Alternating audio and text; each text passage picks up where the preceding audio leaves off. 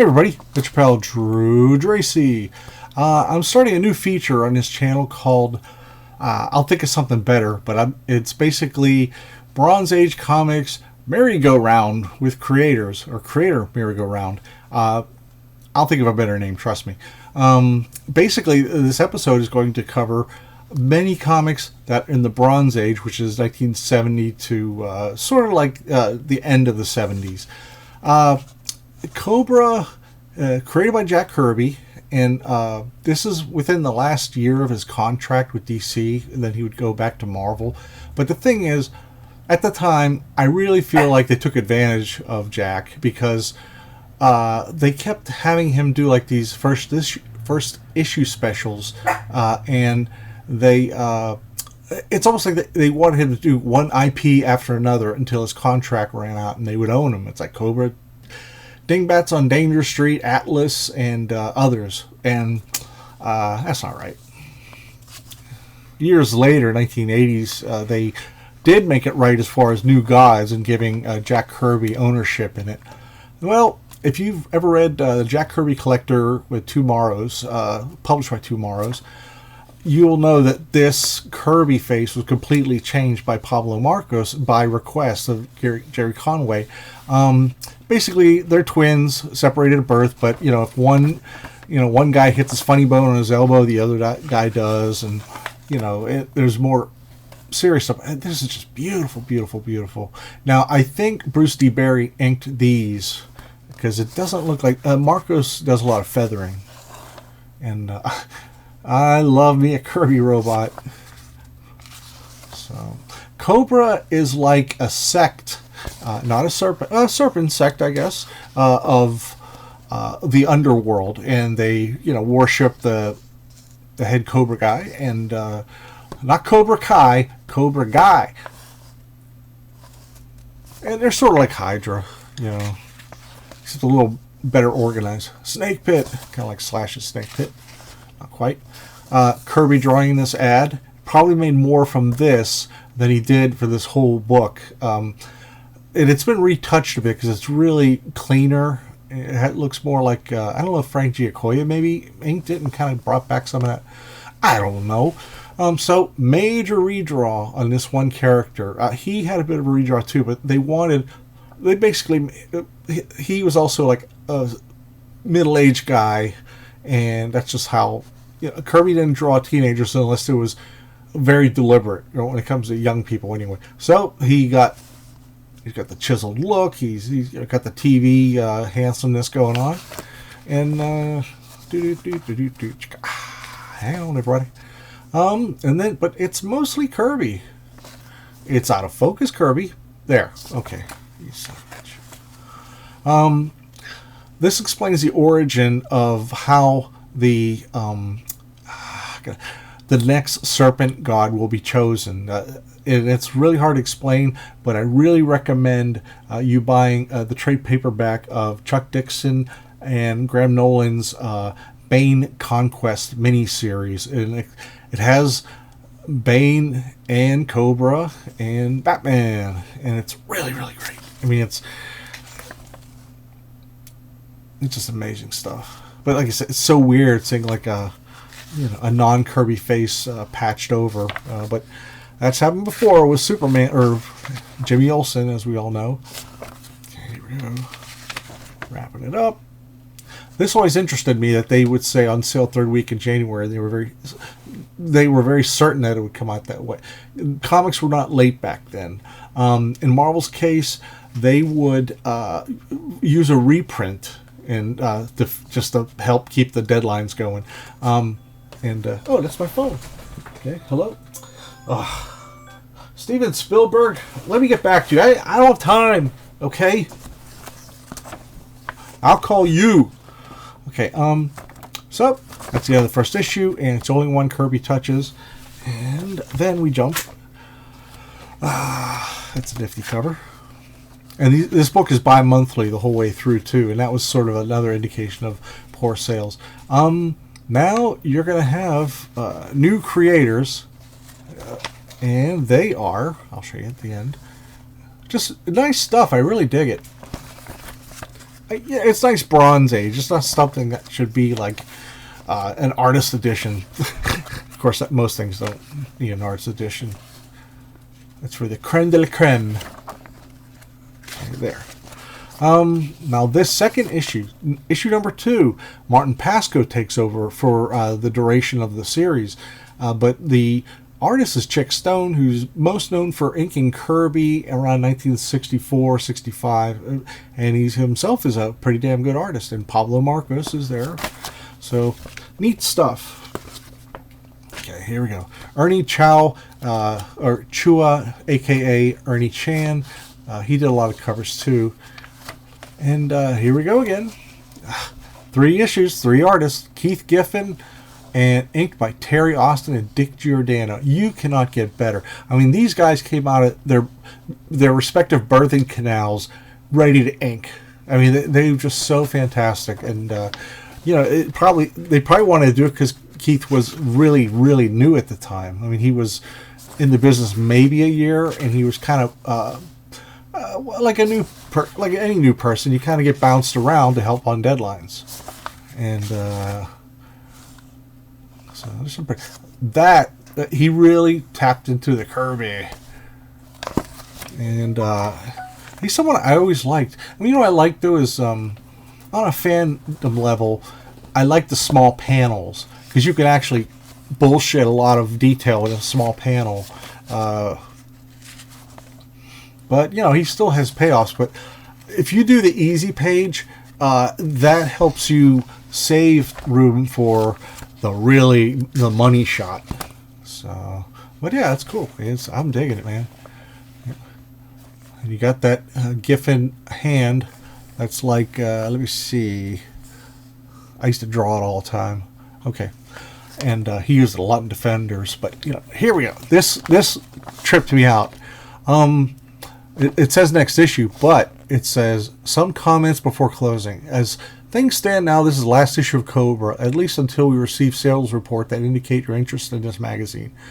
However, there's a good chance of Battling Brothers will turn up again, either on a new title, Secret Society of Supervillains, but we'll see. So, I only had those 3 issues, not knowing. I mean, I came to this late. I didn't buy these off the stands. And I was talking to somebody on one of the social media, and I said, "Yeah, I got canceled at 3." And they're like, "No, it got a reprieve, like an extra month or so." So now we got Cobra 4. I was really excited because I kind of dug it. As cheesy as some of the story is, there's also a lot of substance underneath. Joe Kubert cover. Can't do better than that. Now, 4th issue, 4th artist, Pat Gabriel and Lowell Anderson. Neither of which I've ever heard of before or since. What's interesting is they're trying to keep us some Kirby feel to it too, especially with that. A lot of that kind of stuff going on, and so I got reading copies, so I don't care if they crinkle. So yeah, it's really got a lot of charm to it, you know. Every new comic artist that I know that from my age group and younger and older, they learn that pretty quick, that Kirby poking. And so really nice stuff. And this is, whoa, okay, come back. This guy brought back the Kirby robots from issue 1. Just neat stuff. All right, Martin Pasco, like I said, he writes the duration of the book. Okay, here comes Cobra, covered by Buckler and McLaughlin. Now McLaughlin, I think he's one of those great inkers that just fell down the memory hole of a lot of people, and he did a great job on Captain America and the Falcon in the mid-70s.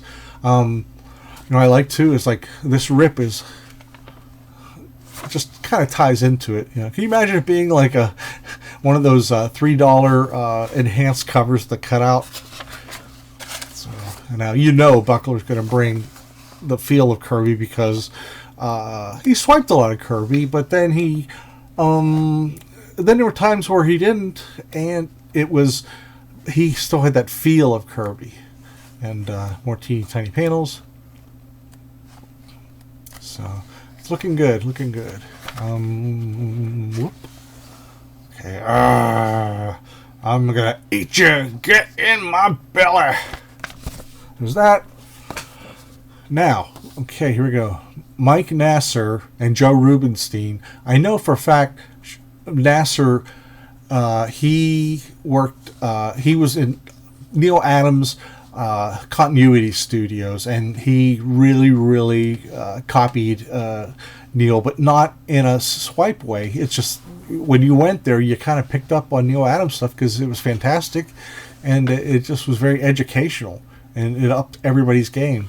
And Joe Rubinstein, this is fairly early work, and I don't know if he was in there as well at continuity, but Joe's done tons of quality work. When he was on the Hulk for a brief period over Sal Buscema, ooh, that's really awkward. But I think it's a newbie kind of thing where your storytelling isn't tight enough. This is very dull.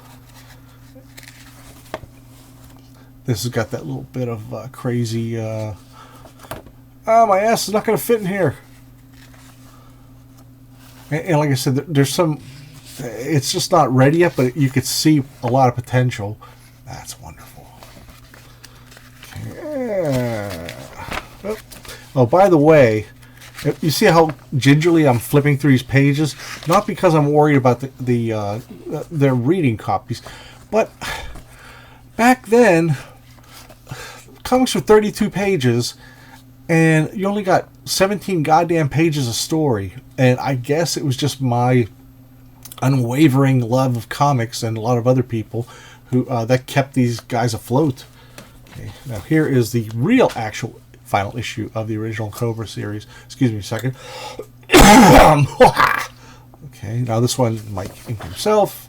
Really sweet. That face is wonderful. Very Neil Adams. And that's okay. That's great.